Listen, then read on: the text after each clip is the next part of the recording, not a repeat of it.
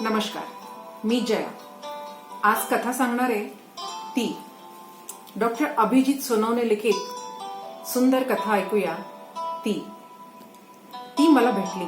ती 12वी पास झाल्यावर. सुरुवातीला ती मला आवडायचीच नाही. मी तिचा राग करायचो. पण जसजसा आमचा संवाद वाढत गेला, एकमेकांची मनं कळत गेली, तसतशी मी तिला स्वीकारत गेलो. दिवसातला बराच वेळ ती माझ्या बरोबर असायची. कॉलेजला जाताना येताना, कुठं कविता वाचनाच्या कार्यक्रमाला, कुठे गाण्याच्या कार्यक्रमाला जाताना तीच सोबत असायची. खूप बोलायचो आम्ही. ती तिच्या मनातलं सगळं मला सांगायची. माझ्याशिवाय तिचं कोणीच नव्हतं. तिचं असं. गव्हर्नमेंट कोट्यातून जेव्हा मेडिकलला ऍडमिशन मिळाली तर ती इतकी हवेत होती की जसं काही ऍडमिशन मला नाही, तिलाच मिळालं. मला ती खूप आवडायला लागली नंतर. पण हे सगळं नंतर. बराच वेळ लागला या गोष्टीला. पण सुरुवातीला तर ती आवडायचीच नाही मला. सुरुवातीला न आवडण्याचं कारण म्हणजे तिचा मध्ये मध्ये उडालेला रंग, झिजलेले टायर, स्टीलच्या हँडलला बऱ्याच ठिकाणी चढलेला जंग, तुटलेले स्पोक आणि बिना सीट कव्हरची मळकी सीट. हो, मेडिकलच्या मुलांकडे बाईक, स्कूटर आणि काही जणांकडे तर कार होत्या. मी मात्र ही जुनाट सायकल घेऊन कॉलेजला जायचो. खूप लाज वाटायची तिची. म्हणून मी तिला कॉलेजपासून दूर कुठेतरी लपवून कुणालाही दिसणार नाही अशी ठेवायचो. पण शेवटी कॉलेजच्या पोरापोरींना ती दिसलीच. बरेच जण तिला पाहून हसायचे, कुणी थट्टा करायचे, कुणी गरीब बिचारा अभ्या म्हणून किवही करायचे. थट्टा केल्याचा राग नाही, पण गरीब बिचारा म्हटल्याचं वाईट वाटलं. सगळ्यांची परिस्थिती सारखीच असते का? बऱ्याच ठिकाणचा रंग उडून जाऊन अजूनही मध्ये मध्ये तिचा ओरिजिनल रंग शिल्लक होता. आणि माहितीये, तोही गुलाबी. कॉलेजची पोरं म्हणायची, काय अभ्या, घेऊन घ्यायचा तर काय पिंक कलर घेतलास? पोरींचा कलर काय साल्या, मर्दानी कलर तरी घ्यायचा. तिच्या बरोबर मला पाहून काही जण म्हणायचे, हाय पिंकी, कुठे चाललीस? मला मेल्याहून मेल्यासारखं वाटायचं, पण पर्याय नव्हता. खूप लटपटी खटपटी करून, पुस्तकं विकून, रद्दी घेऊन मी तिला स्वस्तात विकत घेतली होती. तेही जुन्या बाजारातून, सेकंड हँड म्हणून. पिंक कलर मी का निवडला हा मित्रांचा खोचक प्रश्न काय उत्तर देऊ? खरंच आपल्याला प्रत्येक वेळी निवडीचं स्वातंत्र्य असतं? परिस्थिती नावाची एक काठी सदैव आपल्यासोबत असते. काही वेळा ती देईल तेच आपण घ्यायचं असतं, पदर पसरून. मिळेल त्यात समाधान मानायचं असतं. हे असं माझ्या बाबतीतच का असं तोंड उचकटून विचारायचं नसतं इथं. विचारलंच तर परिस्थिती पाठीत काठीचा एक दणका देते. असे अनेक दणके पचवणं शिकत तडजोडी करत ज्यांना चालतं राहावं लागतं त्यांना निवडीचं स्वातंत्र्य नसतं. अशा या दणक्यांनाच म्हणायचं असतं अनुभव, आणि या तडजोडीला आयुष्य. मला तरी तिच्या रंगाच्या निवडीचं स्वातंत्र्य मग कसं असेल बरं? परिस्थितीनं जे दिलं होतं ते मी घेतलं होतं. तरीही मला तिची लाज वाटायची हे खरं. पण नाईलाजानं एकमेकांच्या सोबत राहावं लागायचं. पुढे पुढे तिलाही ते कळलं असावं. शांतपणे एकदा तिच्यासह चालत असताना ती मला म्हणाली, लाज वाटते ना रे माझी तुला? मी आधीच वैतागलेलो. त्रासून तिला म्हणायचो, हो वाटते मला लाज तुझी, पण करणार काय? असलं दळबद्री माझ्याच नशिबी यावं. यावर तिने मान दुसरीकडे वळवली. त्याच वेळी हँडलवर ठेवलेल्या माझ्या हाताच्या मुठीवर पाण्याचा एक कसलासा नाजूक थेंब पडला.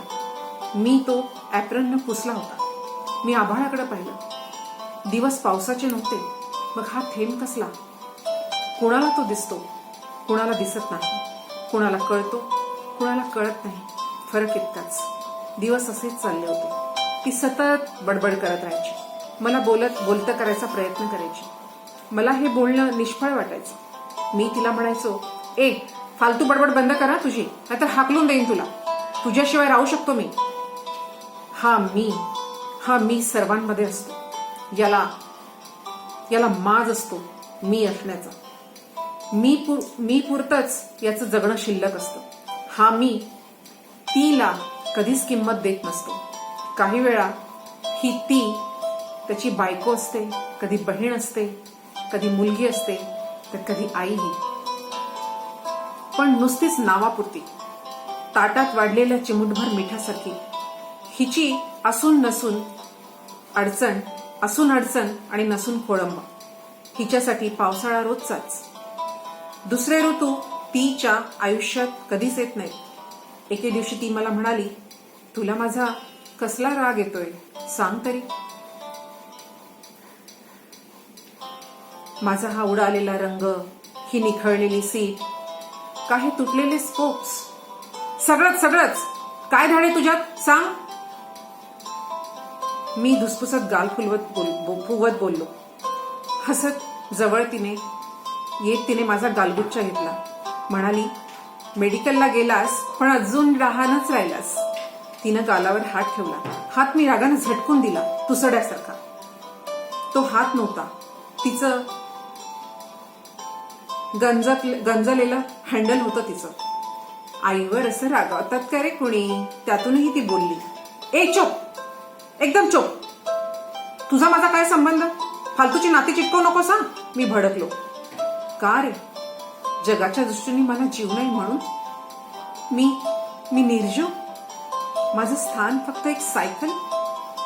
मी आई नाही होऊ शकत? ती ढासळली असावी, पण मला परवा नव्हती. मी का करू?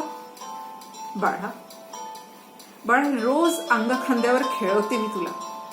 रस्त्यावर कुठेही इजा होऊ न देण्याची काळजी घेते मी तुझी. हाताला धरून रोज शाळेत म्हणजे कॉलेजमध्ये अडून सोडते. कॉलेजातून तू येईपर्यंत उन्हा तानात तासन तास तुझी वाट बघते. माझी लाज वाटते म्हणून मला तू दूर उभी करतोस, तरी त्याचं मला कधीच वाईट वाटलं नाही. उलट माझ्यामुळं माझ्या लेकराची लाज जाऊ नये म्हणून मीच तोंडाला साखळीचं कुलूप लावून तोंड बंद करून घेते. तुला बरं वाटेल असं काय करू सांग ना लेका, मी तेही करेन.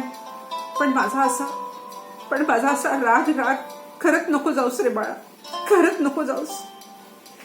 बापरे, मी खरंच कधी असा विचार केला नव्हता.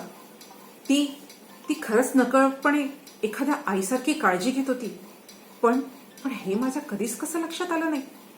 आपण गृहीत धरून चालतो एखाद्याला. खरंच ती का आई होऊ शकत नाही माझी? खरंच केवळ जन्म दिला म्हणून जन्म देणारी जर आई होत असेल, आयुष्याच्या खाचखळग्यात साथ देते, ती ही आईच असते की. आई म्हणजे फक्त सजीव मांसांचा गोळा नसतो. घराच्या चार भिंती पडू नये म्हणून त्याचे पाय पोटात रुतवून घेणारी ती जमीनही भिंतीची आईच असते.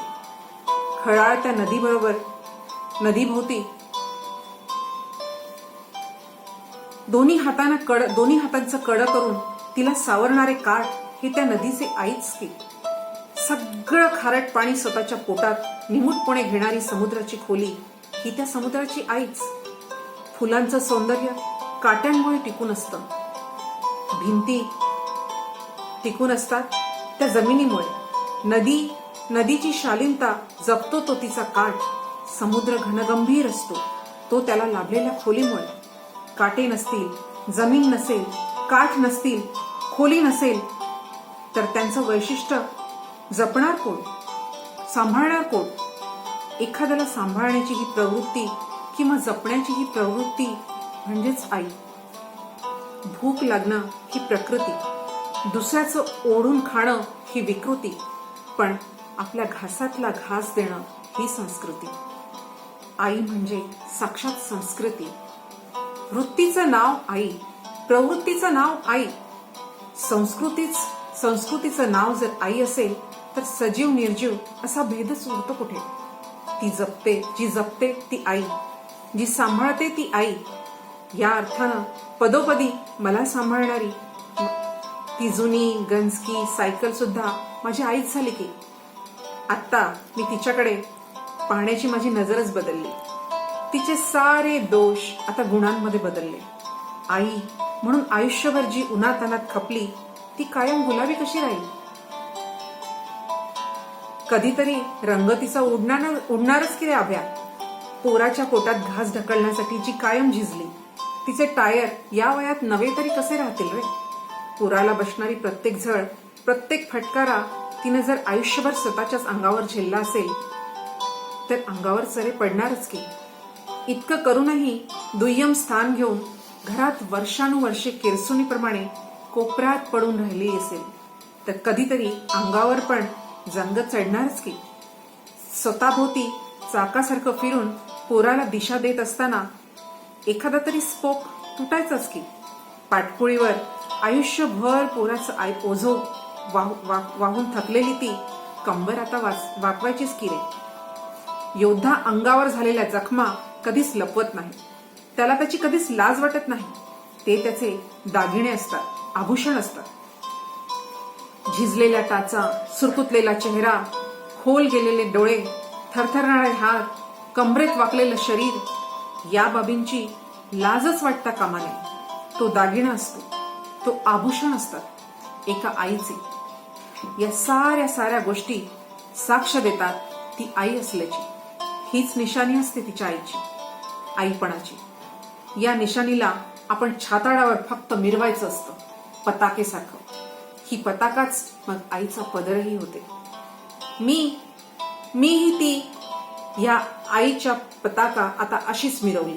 त्याच्यानंतर आता मी तिला मनानं स्वीकारलं आई म्हणून. यानंतर सर्वात पहिली गोष्ट मी केली ती ही की कॉलेज बाहेर तिला लपवून छपवून ठेवणं बंद केलं. आता मी तिला पार्किंग मध्ये घेऊन जायचो. जिथं इतरांच्या देखण्या बाईक्स आणि रुबाबदार कार असायच्या त्या लाईनीत मी मोठ्या सन्मानानं उभी ठेवायचो. मला लाज मुळी वाटायचीच नाही आता तिची. भलेही गंजकी असेल, रंग उडालेली असेल, निखळलेल्या सीटची आणि तुटलेल्या स्पोकची असेल, पण तिथं असलेल्या कुठल्याही निर्जीव वस्तूंपेक्षा ती वेगळी होती. आणि म्हणूनच दिसायला कशी असली तरी ती सर्वांहून सुंदर होती. कारण जीव नसूनही ती कुणाची तरी आई बनू इच्छित होती. तिचा उडालेला रंग, हेच तिचं देखणेपण झालं होतं. जगातील ती सर्वात सुंदर स्त्री होती. आताशा तिच्या चेहऱ्यावर समाधान दिसायचं मला. हे समाधान होतं आई म्हणून दिलेल्या स्थानाचं. आता मीही तिची काळजी घ्यायला सुरुवात केली. पाय धुतल्यागत वाकून तिचे टायर पुसायचो. गंजक्या भागावर कधीतरी हात लावून दुखतंय का ग विचारायचो. ती दरवेळी हसून नाही म्हणायची. काही वेळा ती वयोमनामुळे गळून जायची, अगदी हवाव्या लागत. मग मी तिच्याजवळ बसून काही बोलून तिला हसवत राहायचो. मग नव्या दमानं तिला उभारी यायची. हवा भरून आणल्यागत गुडघे दुखतात म्हणायची, करकर वाजतात म्हणायची. मग मी पायडल जवळ गुपचूप बसून रात्री तेल लावायचो. कर तेवढ्यापुरती थांबायची. सकाळी उठून ती म्हणायची, द्वाड आहेस रे माझे पायडल, तुझ्यासारखेच. वळतं तर सूत, नाहीतर पिंपळावरचं भूत. ती डोळे मिचकवत हसायची. का ते मला कळलंच नाही. झिजलेल्या टायरलाही मधून मी तेल लावून द्यायचो गुपचूप. टाचा आणि टायर वेगळे असतात का हो कधी? एकदा दुखणं थोडं वाढलं, तज्ञाला दाखवलं. तो म्हणाला, टायर खोलून पाहावं लागेल. खोललं टायर तर आतल्या ट्यूबवर इंचभर अशी जागा नव्हती. जिथं तिथं पंचर, जे पॅच नव्हते, सगळे ठिगळ. फाटलेल्या जखमांवर ती नुसती ठिगळं लावून तशीच जगत होती. त्यातल्या प्रत्येक ठिगळं मी दिलेल्या डागण्यांचं प्रतीक असेल का? आज टायर खोललंच नसतं तर मला हेही कधीच कळलं नसतं. आजपर्यंत मला कित्येक ट्यूबा उलगडल्या न गेल्यामुळे आतल्या आत ठिगळं लावून शांततेनं खंगून गेल्या असतील, कुणालाही न सांगता. त्या टायमाला तिची काळजी घेतली की मग काय प्रॉब्लेम लागत नाही बघा साहेब. तो तज्ञ बोलला. मी भानावर आलो.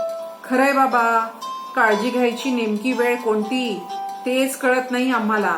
बहुतेक आम्हा सगळ्यांना आमचं सगळ्यांचं मूळ दुखणं हेच. झालं ते झालं. आता हितनं पुढं हिची तुमच्या सायकलीची काळजी घ्या साहेब. खरंय, झालं ते झालं.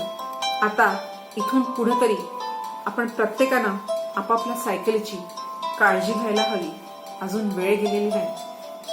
तू वेडाच आहेस, मला काय झालं म्हातारीला, ती म्हणते. म्हातारे, आधीसारखी तू काही पळत नाहीस हा, तू खरंच म्हातारी झाली आहेस. म्हणूनच एकदा सर्व्हिसिंग केलं तुझं, बाकी काही नाही. ती उसना ओसान आणून हसली. ती मान वळून एका कोपऱ्यात शांत बसून विचारते, अशी माझी सवय लावून घेऊ नकोस बाळा. मी मेल्यावर काय करशील मग? मी गप्प. कसं सांगू हिला, हिच्या वाचून मी पांगळा होईल. एके दिवशी मी सकाळी उठून तिला हाक मारली, म्हातारे उठ, सर्व्हिसिंग करून येऊ तुझी. त्यावेळी ती काहीच बोलली नाही. कोपऱ्यात ती अंगाचं मुटकुळं करून पडली होती. हँडल वाकडं झालं होतं. टायरात हवा नव्हती. पायडल गळून पडलं होतं. आधीचाच असलेला गुलाबी रंग आता पांढुरका झाला होता.